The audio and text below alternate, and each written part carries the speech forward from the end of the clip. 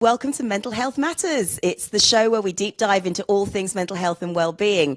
I'm Dr. Audrey Tang, a chartered psychologist, and today I am flying solo, but I have the most amazing guest who has zoomed into the studio today for me, and it is Dr. Helen McCarthy. She's also known as the Appetite Doctor. She has written a best-selling book, Retrain Your Appetite. It's a fabulous book to take a kind and sensitive and compassionate approach to weight loss. She's counseled, she's appeared on Channel 4, she is an absolute gem, and I'm delighted to have her in the studio to talk about weight management. I'm so glad you're here to chat about what is a very difficult topic, especially we're still kind of in the first half of the year. Let's first of all start with you, your work, how you came to write Retrain Your Appetite and how you came to weight loss from clinical practice.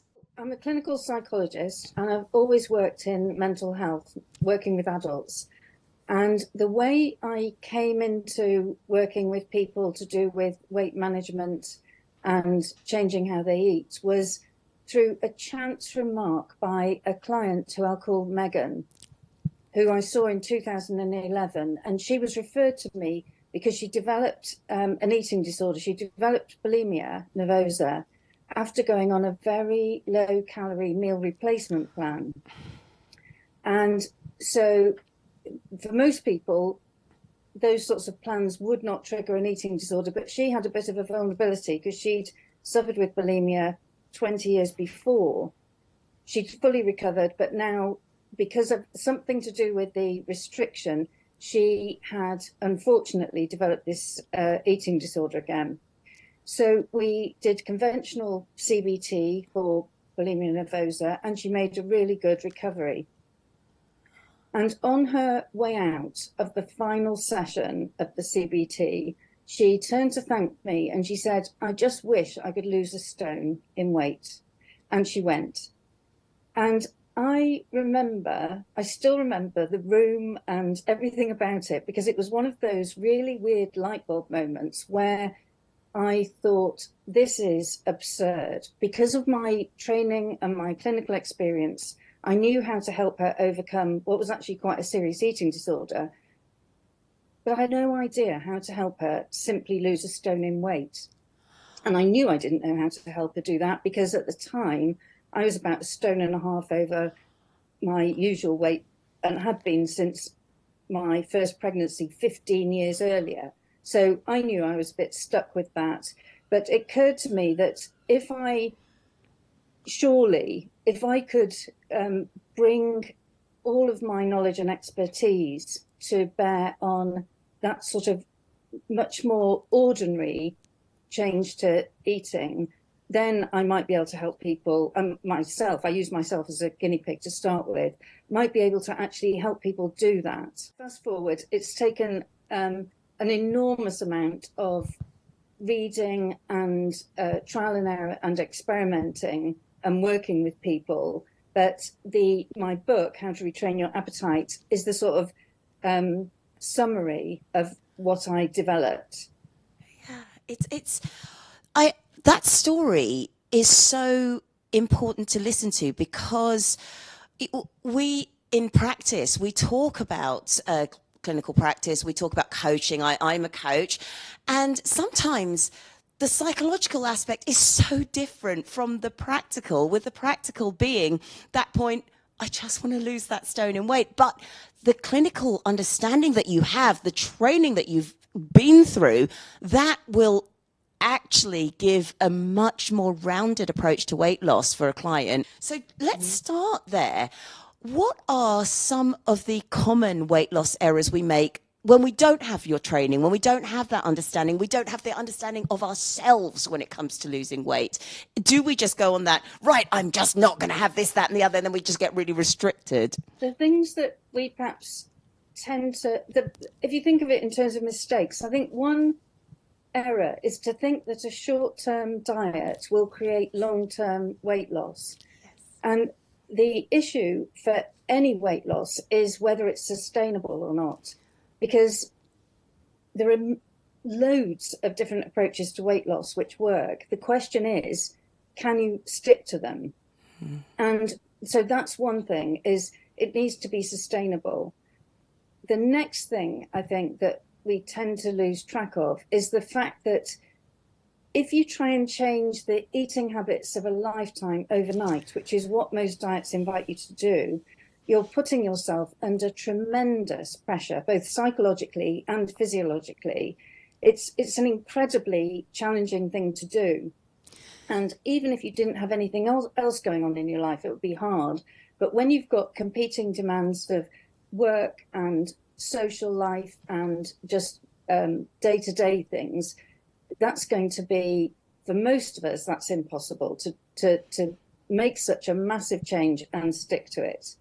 And the third thing I think that we tend to do is to, understandably, we focus on food and we focus on calories. Yes. And what often happens is that what gets lost is actually to do with our own appetite regulation. So the thing that absolutely amazed me when I started working in this area was the wealth of research and knowledge from academic colleagues working on the psychology and biology of appetite regulation, which I had no idea about. And it's so valuable to be understanding the way our appetite system works. And if you go on a diet which ignores that or overrides that, you're working against your natural biology and your natural psychology, if you like, the way that we've evolved. And a good example of that may be that I, with my 1.5 stone gain during my first pregnancy, I actually had gone to Weight Watchers, and Weight Watchers enabled me to lose a stone. But the problem with it was that I was continually hungry because I was counting points, and I may not have been doing it as cleverly as I could. I spent a lot of the time totally preoccupied with food and just waiting desperately for the next time that I was allowed to sort of consume more points, if you like, the next meal. Yes.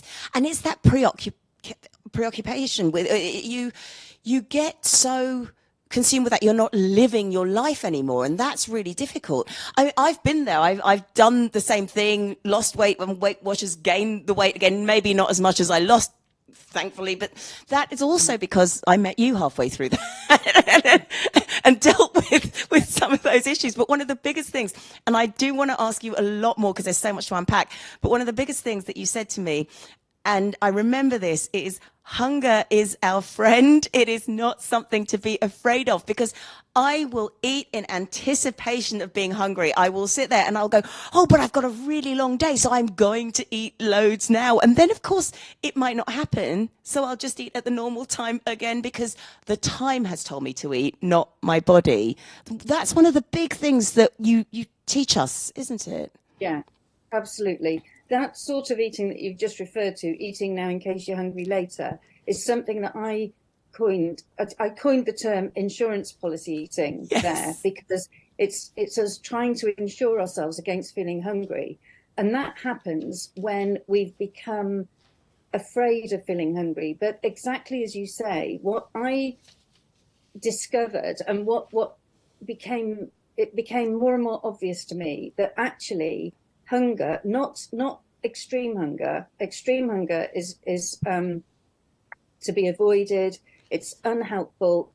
Really, extreme hunger is obviously dangerous, but mild hunger absolutely isn't. Mild hunger is a signal that our body is sending to our brain to tell our brains that we've used up the food from our last meal and we're having to turn to our reserves.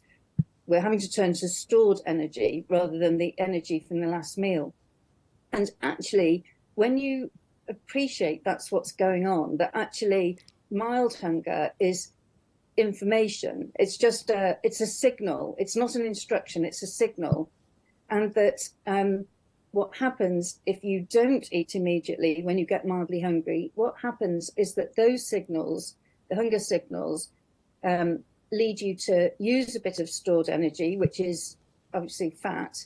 So actually, if you're trying to lose weight, that can be quite a helpful thing to tolerate mild hunger. But importantly, when you do metabolize a bit of stored fats, the hunger signals are switched off. So something that many of us who are, as I was, afraid of being hungry do is that we put a lot of effort into avoiding being hungry. So we don't really discover that hunger comes in phases. It's not like a white knuckle ride. It's a tolerating something, and then the feeling subsides, and then it comes back, and it tends to increase intensity over time, which is basically the signal just getting a bit stronger. Here is a really quick tip to instantly relieve anxiety. So take your forefinger in your ear, each side, and just gently place them inside the ear and pull down. Just instantly feel your nervous system relax. So this point here is connected to what's called the vagus nerve. And your vagus nerve is going to help you to reset your nervous system and actually bring you into a state of relaxation. So try it. Or you can even double up and get your partner as a connection exercise. Get you to lay down and get your partner just to pop the finger in the ear and just pull down. And it feels great. Give it a go.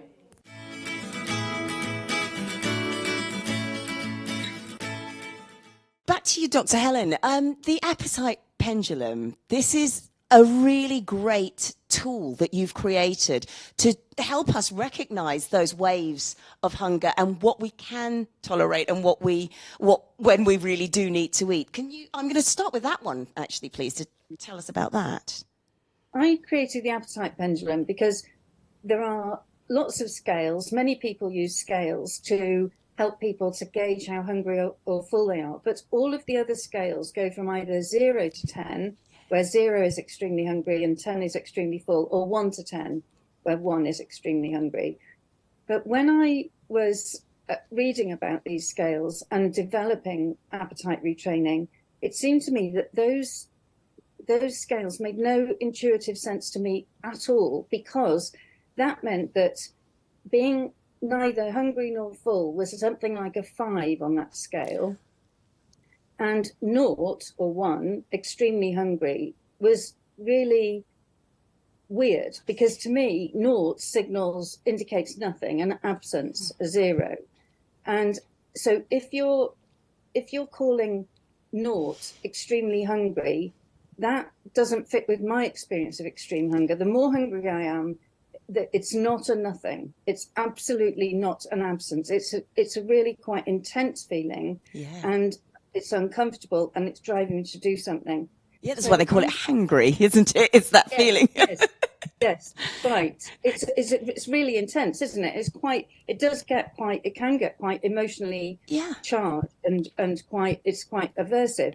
So the reason I developed the appetite pendulum was to offer an alternative where 0 is at the center. 0 is neither hungry nor full. Yes. And plus numbers, this is arbitrary, but I did up to +5, where +5 is extremely full, and the other plus numbers are gradations of fullness, and minus numbers going up to -5 are increasing levels of hunger. So -5, extremely hungry. And my suggestion is that what's helpful is to not go to the extremes, but to plan your meals around your lifestyle for a start. Start with what you need to do for your lifestyle, but then decide on the basis of that, decide when your meals need to be and how many you need to have in a day, and whether you need snacks to tide you over. But then at each meal, to aim to stop eating at +3, which I call just full, and discover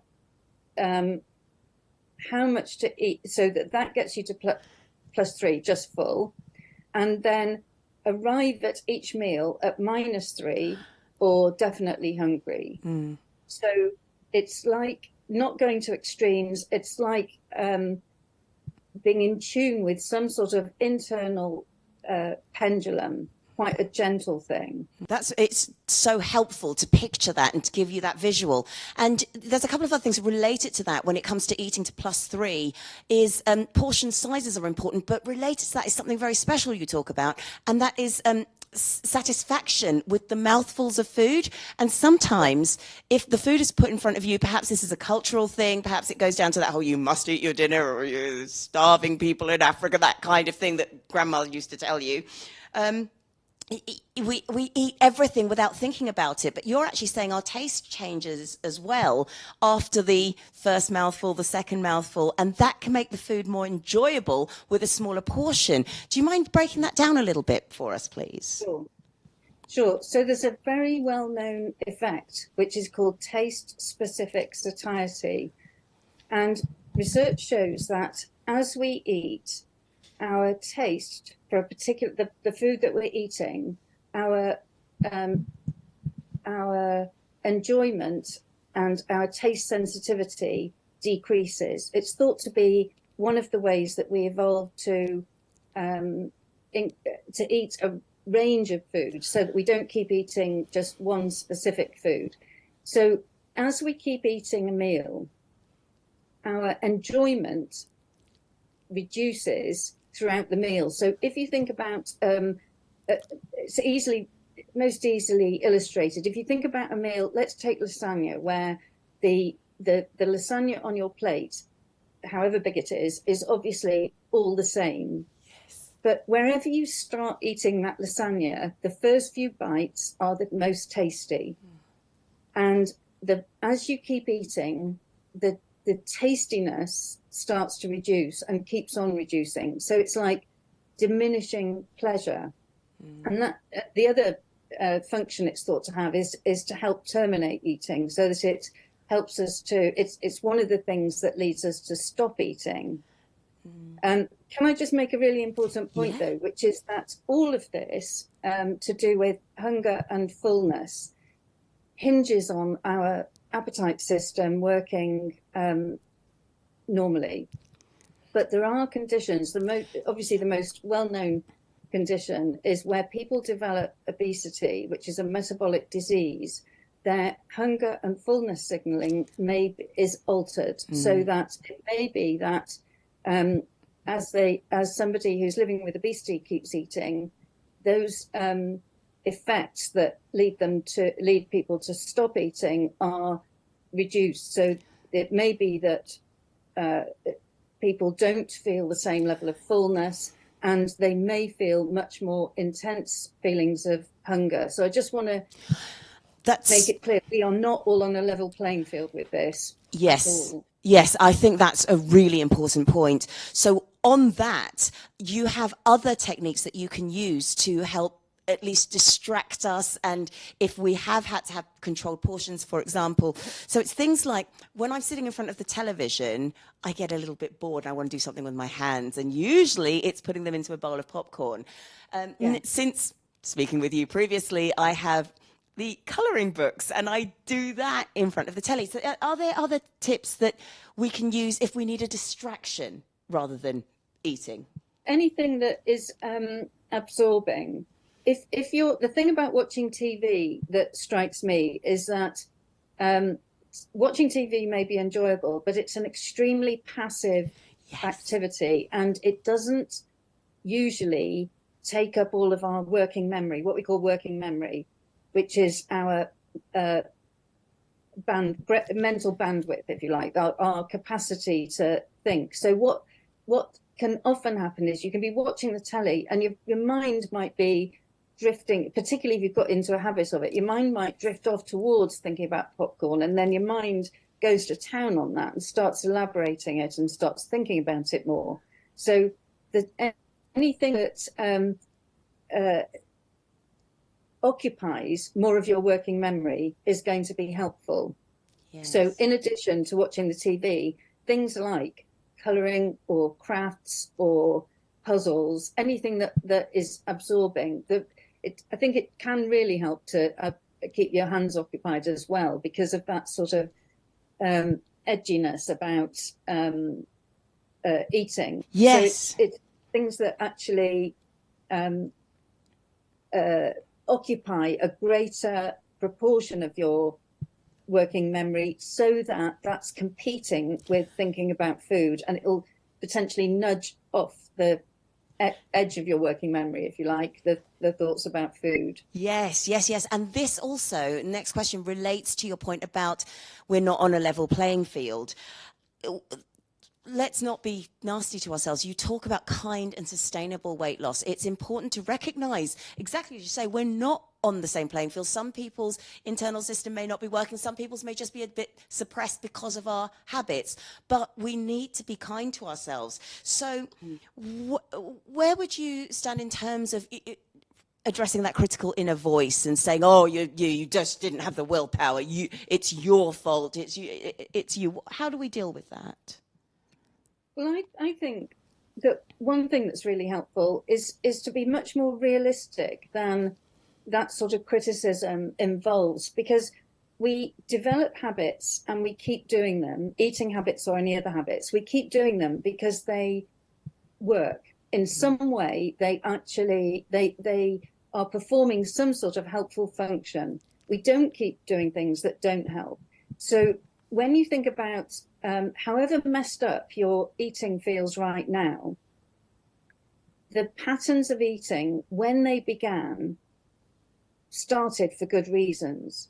So what often happens, and this is really something that is really true in psychology more generally, but it's very true with eating related stuff, is that our eating habits, even our really unhelpful eating habits, started for good reasons. And if we are realistic in that way and appreciate they started for good reasons, but like so many things, something like that that's an asset at one point in life can become like a liability when things change, when conditions change, or when we get older and our metabolic processes may slow down a bit. There's all sorts of changes that take place, and habits that we established that worked don't necessarily work, may have become unhelpful. And that, just that sort of appreciation that you started doing what you're doing now for very sound reasons, and that could be psychological reasons. It could be that you found that food helped you manage difficult feelings, or it could be biological. It could be that food helped you manage the metabolic drivers of your eating. Because if you do have very powerful drives to eat and you ignore them, then, or you try and override them, then what happens is that you're likely to become increasingly preoccupied with food. Your mind is going to be total, as we said earlier, it's going to get more and more and more focused on food. So it may be that actually, if it's a biological reason that's driving your eating, then the thing to do is to talk to your doctor and look into whether the new medical treatments for weight management might be relevant to you. Yes, this is very important. It's about recognizing where your lifestyle was to have started those habits and where it is now, where new priorities can take over. Helen, please stay with us. It's now over to Felicia Jones.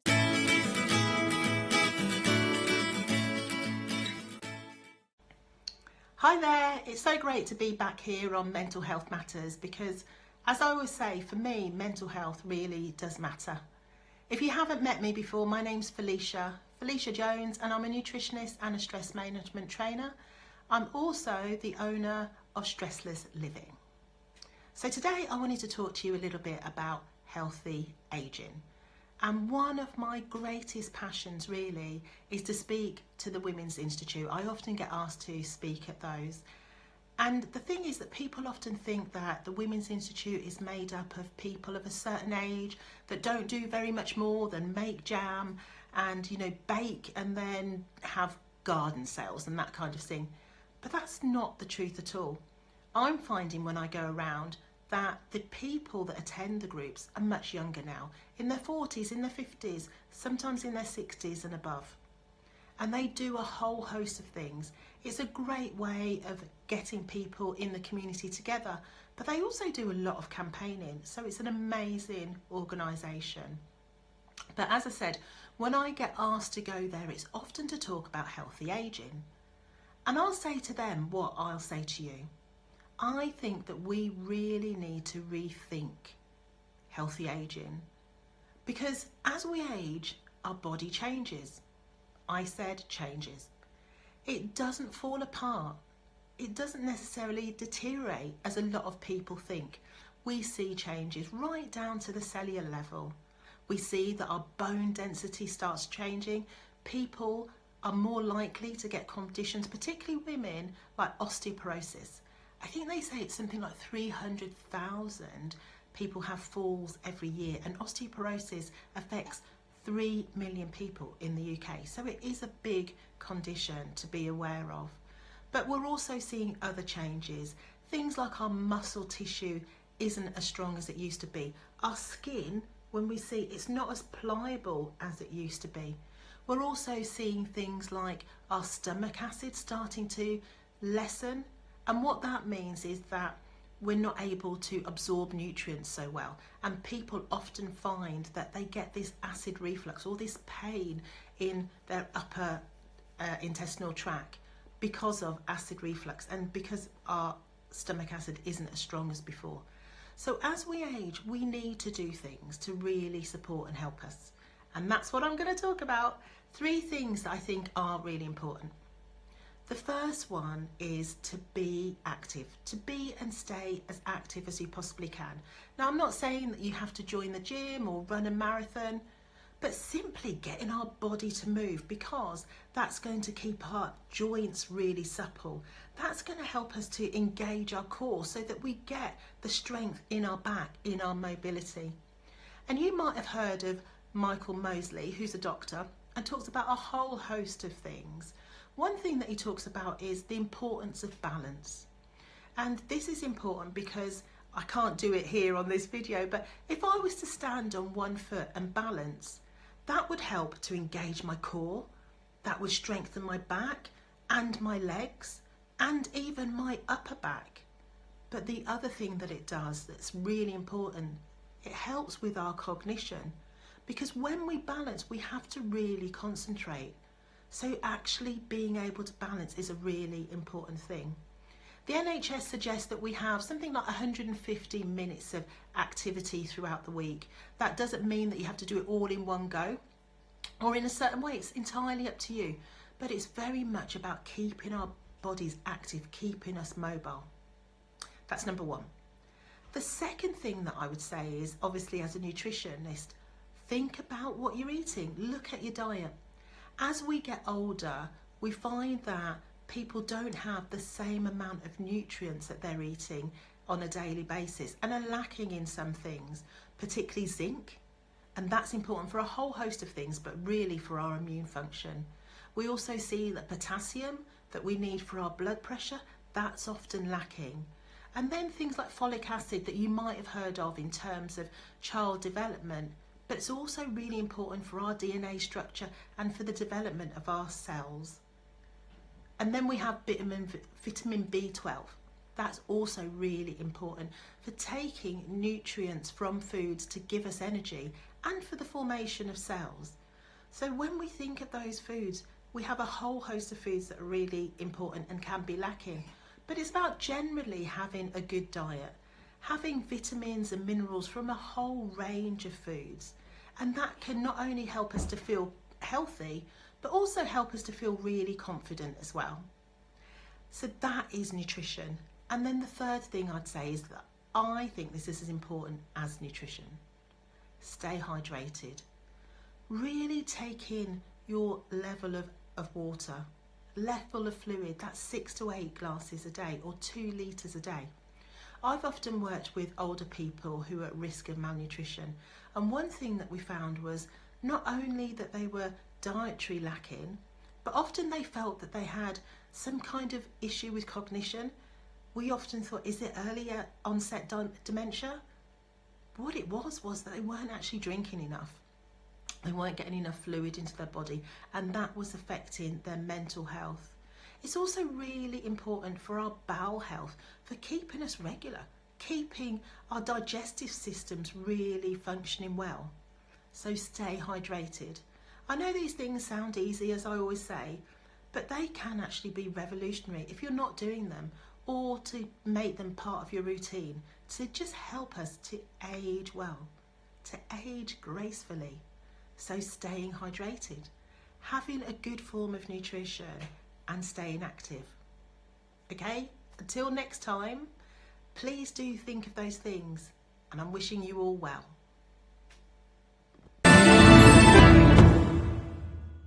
Hello, join me, Stacey Bullock, host of Tools for Everyday Living on E360's Positive Vibrations channel every Friday at 4 p.m. Pacific Standard Time on E360 TV.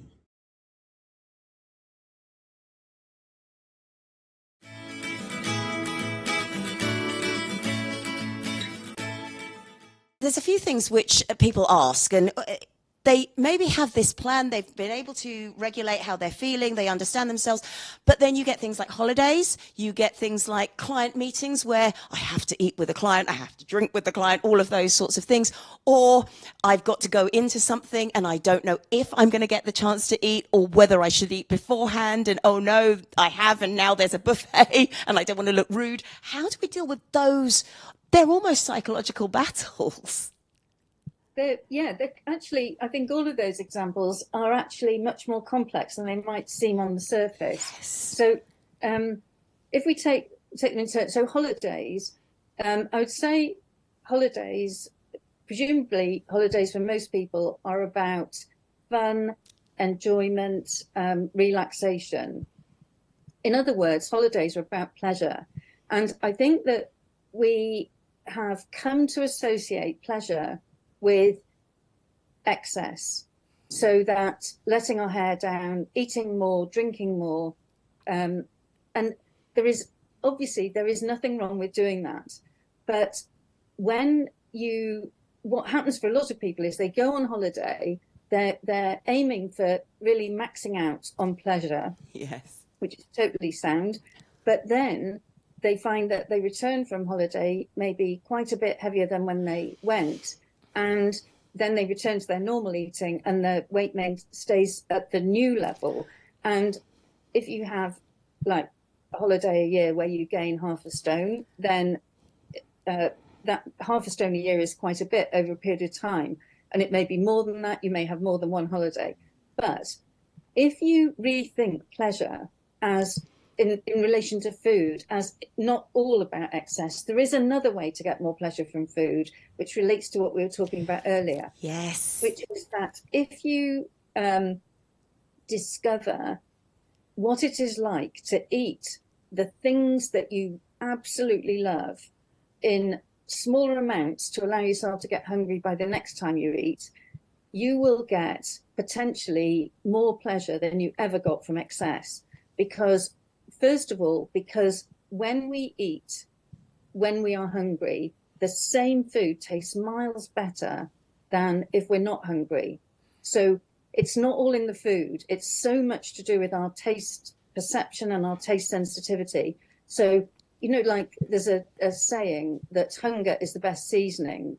Well, it is, because if you eat a food that you really love when you are hungry, and you haven't been doing that. I hadn't done that until I started this work for years. And I was completely blown away. And loads of people that I've worked with have been blown away to discover just how pleasurable eating is when you allow yourself to get hungry. And then you have exactly what you fancy if it's available. And you eat it to the point of being just full. And not only does it involve more pleasure, it means that you are more likely to have a sense of feeling more flexibly in control around eating. Yes. And feel a bit more, maybe that might add to a feeling of self-confidence. I like that. Yeah, so that's something to think about in relate. There's a lot more to say about holiday eating, but but that's a way to think about it, so that you arrive back from holiday, as a lot of people I work with are delighted to return from holiday the same weight they were when they left, having had an amazing time eating and drinking as well as whatever else. So that's holidays. And then if we think about client meetings where you're eating with a client, I think that's a really there's quite a lot going on in that situation, isn't there? With there's power and control as well. There's all sorts of things. There's the social interaction. And one thing to say about a situation like that is that if it's only very occasional, I think it would depend on the client, the relationship you have with them, which meal it is, whether the meal involves alcohol. There's all sorts of things that would influence how much you'd be likely to eat. And it might be powerfully influenced by what your client is ordering or the sort of messages you're getting from them. But one thing to remember about unusual meals, occasional meals, is that one large meal does not make us gain weight any more than one tiny meal makes us lose weight. So if it's an occasional thing, it's no big deal. It'll all sort of level out overall. But if you are needing to do a lot of entertaining, then I think it's or meals that involve work meetings, then I think it needs to be thought of in the overall context of your eating patterns, because it's a key part of your lifestyle, isn't it then? Yes. And that's, again, about taking control back and recognizing what it is we need to do and when we need to, and planning in advance for it. We're nearly out of time, Dr. Helen. Thank you so much. There is one question from a viewer in anticipation of today's interview, and that is, he says to me, went to the doctor, and the doctor said I need to reduce my cholesterol, I need to reduce my weight, I need to do all of those things. And at the doctor's, I agreed. I said, yes, I fully agree. And then I came home, and here I am eating a great big family bag of crisps. So how do we sustain? We think we mean it. We really do. Yes, those sorts of interactions, particularly the ones that take place around health issues, are highly motivating. They really can galvanize your focus and your desire to make a change. But when you're back in your ordinary situation, you're very heavily, we do an awful lot of our eating is done on autopilot. It's in relation to cues of time of day, of what you see when you walk into your kitchen, and so on. So the question there, I think, is partly, how do you carry that motivation over into everyday things? And one way of doing that is, that's a whole discussion in itself. It is. We'll have you back. Okay, let's do that, because motivation is a fascinating topic, and it's really helpful in the doctor's surgery. In that situation, the doctor was sort of activating something in that person that made them want to change how they ate. So, but if the person can tap into or tune into what was it that made them really want to do that, was it just some sort of fear of what they might have to deal with in the future? True. But it might be that there will be something beneath that. There will be, if you're afraid of losing something, it's because the thing that you're losing matters to you, the thing that you might lose. So maybe your mobility, or maybe your ability to, which in itself might be to do with being able to, go for a walk with friends, or play with grandchildren, or carry on doing an activity that you really enjoy. It's tuning into what really matters to you in life, what you really do want to be able to keep doing. And there are ways of doing that. There are ways of really strengthening that motivation. But that's the key, really, is finding out what it is within you, not in somebody else, not somebody else's advice about what you should be doing. But when you reach for the crisps, if you are able to find a way of accessing how important it is to keep being able to go and kick a ball around with friends, or to play with your kids or your grandchildren, whatever it is, then at that moment of crisps or not crisps, it's that sort of tuning into what matters to you that helps you to put the crisps back. Yes. Oh, Dr. Helen, it's been such a pleasure. And I'm delighted to say that Dr. Helen is sharing some of her very important and motivating videos with us as one of our resident experts as the show progresses. And you can find out about Helen and her books and everything that she does in the show notes as well that accompany this particular broadcast. Thank you so much for joining us, Helen. And I look forward to our next conversation. No, it's been an absolute pleasure. I love talking to you about this, Audrey. It's such a great topic. And sticking with Helen's advice about finding something new to try, I went down to the Artisan Food Market in Milton Keynes to try out a lot of the exciting cheeses and meats that were on offer, and meet a lot of the people who were there showing all of the amazing things that they've been making on farms and in their own businesses.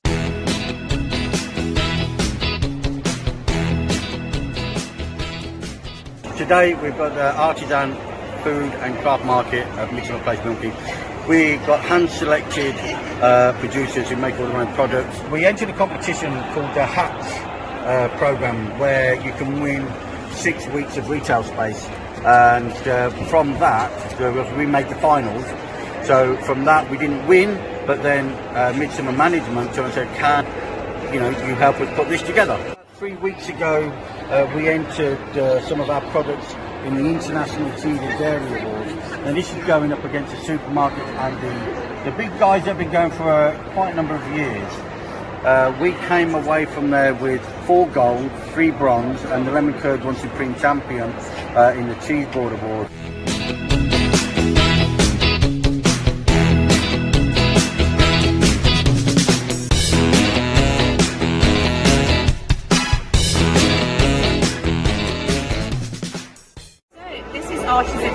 In a young scrubby-dubtrous world. So my name is Stephanie Harrison. I'm a therapist, empowerment coach, and now author. And so I realised I couldn't work with everyone, so what better way to help people and to help develop an inner toolkit within children was to write a storybook and then enable them to learn through the story about how to understand that we're all different and it's okay and really important to be their own incredible selves.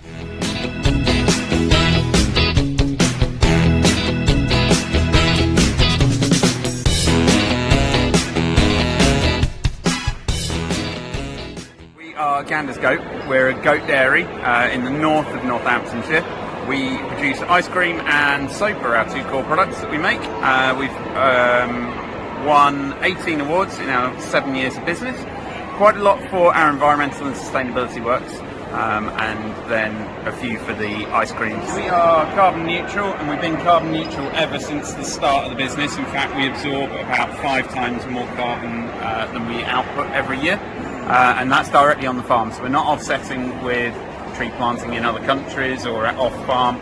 We're doing it directly on farm ourselves, and we've pioneered, along with a number of others, a different grazing system and grassland management system that allows us to do that. So in the ice cream, we make it slightly differently. So it's a little bit, as far as sort of texture goes, cross between sort of a sorbet and a heavy ice cream. It's a lighter, quite a palate cleansing ice cream, very, very refreshing. It's also, however, lower in sugar and lower in fats. A lot of people get put off by the goat bit, thinking it's going to taste like goat's cheese. Not at all, and that's purely and simply how we feed our goats. So, again, going back to our environmental sustainability works, we're a plastic-free company. A lot of dairies feed silage-based feed, which is basically fermented grass that's fermented in plastic wrap. We don't do that. We feed them a meadow hay, and that gives us very, very mild milk. But the sort of knock-on effect of that very mild milk is we also get about half the milk per animal. So we have to milk effectively twice as many animals for the same amount of milk as if we fed silage. But we get a mild milk, so it allows us to create a product that is not just goaty.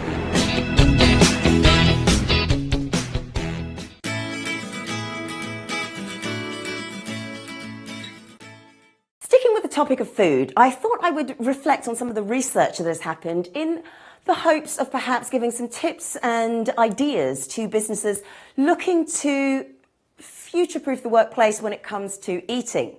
Let's go right back to 2013, and a survey at that point, a piece of research, found that people said that if there was food provided in the workplace, that would actually enhance their sense of satisfaction at work. And that's great. So you get office canteens, you get lunches, you get those sorts of things. And especially if the food was free, that was even better. That was another form of extra satisfaction. But come 2019, whether things changed over that time, whether costs maybe affected how we behave and so on, the complaint that was coming up in another piece of research was that there was food and it was free, but it wasn't very healthy. And this research was actually being done in hospitals. So we had doctors and nurses who talk about nutrition, people like clinicians like Dr. Helen McCarthy, recognizing that there was something that they were telling their clients and their patients, but something that wasn't being provided practically. So that became a sticking point in 2019, and so it should. The quality of the food was not there. However, of course, a lot more needs to be thought about when it comes to food in the workplace now. So 2019 not being that far away, we already know the start of the problem. The options are there, but they're not healthy. There are many other considerations to take into account now as well. There's a number of dietary requirements, and these are not just people being flaky about stuff. This is things whereby if you have celiac disease and you do take in wheat and things that are just not on your dietary map to be able to eat, it can cause real problems with indigestion, bloating, nausea and vomiting, all of those things which are really not conducive to a healthy or happy workplace either, nor performance when it comes to work. So there are dietary needs we do need to be aware of. There are also preferences. So vegetarianism has been around for a very long time. Veganism as well is now coming into people wanting to be a lot more aware of climate change and so on. And this is something that they found that they can do themselves. So we do need to be aware of that. And then you also get cultural needs too. And I'm not just talking about recognizing, oh, it's Chinese New Year, let's have dim sum, or let's have something that's ethnically appropriate. It's not just about that. It's about things like Eid, and when people are fasting, Ramadan, because during those times, you have to be mindful that there may be members of your workforce who are actually feeling hungry. And as Dr. Helen said, it may not be your level 3 of I could eat, but actually it can be quite intense hunger. And this relates to a new survey that was done by The Independent. The Independent said one of the problems is smelly food in the workplace. And you not only have the issue of smelly food in the workplace, but you also have the issue of, well, people are smelling food and they are hungry as well. And then if you're eating at your desk next to somebody who's fasting, is that really the politest thing to do? There are many, many things to think about, because you get a lot of office companies now talking about, well, let's design communal workspaces, let's have those food spaces, those breakout spaces. And yes, this is a lovely idea, because in a hybrid working environment, it's nice to be able to come and eat and come and chat. But not everyone wants to do that either. So not only are we talking about cultural needs and individual food needs, but you also have psychological needs. Not everyone wants to go and have lunch together. Some people want to have lunch on their own. So whilst a communal area is perhaps part of what you can offer, you get people like Alexandra Steed from Urban, who has been on the show, and she will talk about the importance of creating and designing outdoor areas where you can just go and relax and maybe have your sandwich there. Again, it's a place where you can congregate, should you wish, but you don't have to. So these are all the things you need to think about. And then on top of that, there's one more: waste. Waste, what do we do with waste? Now, a lot of food companies, and there's been a lot of legislation that's changed this, are able to have a good relationship with charities and food banks. And so it is worth, if you are providing food in a restaurant, seeing whether you can build on that relationship with your local charity or your local food bank, because that gives you a different approach to corporate social responsibility, and it brings in your community a lot more. You get apps like Too Good To Go, which is brilliant. You can go and buy the food, not the food waste, but food that hasn't been purchased during the day at a slightly cheaper cost. So people are getting much more aware of all of these different things. And because they are, we need to be aware as businesses as well. So, in summary, let's take it all back. The provision of food is still an essential part of well-being. The provision of healthy food can make a real difference. The provision of food which caters to or appreciates, acknowledges needs. You can't have a huge selection necessarily because your budget certainly may not allow it, but being mindful of different people's needs, culturally, food, practically, physically, food-wise, and as well as preferences and other social and psychological aspects that surround it. Just be mindful of those, and that will help as well. We are in a hybrid environment now, and we need to take a more holistic approach to the changes we're making in the workplace.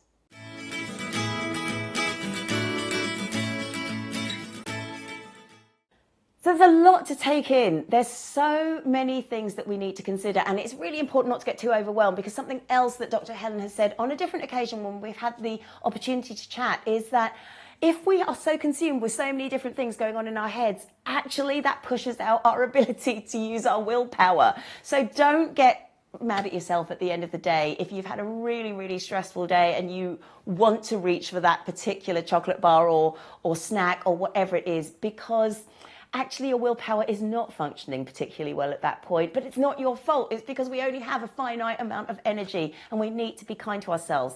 Another thing we maybe need to consider is, if you are thinking of a particular type of food and then you think, oh, I need to have the healthy snack as well, you may as well have a little bit of the food that you're really, really craving, because otherwise what probably will happen is you'll eat the healthy snack and that won't be enough, and then you're going to eat the other snack that you're craving as well. But the last thing for me is a tip for organisations. A lot of places are giving out things like perks. We have something in the UK called a taste card. And this can be really lovely because it means you get discounts at restaurants and so on. And that comes under the wellbeing packages being offered in the workplace.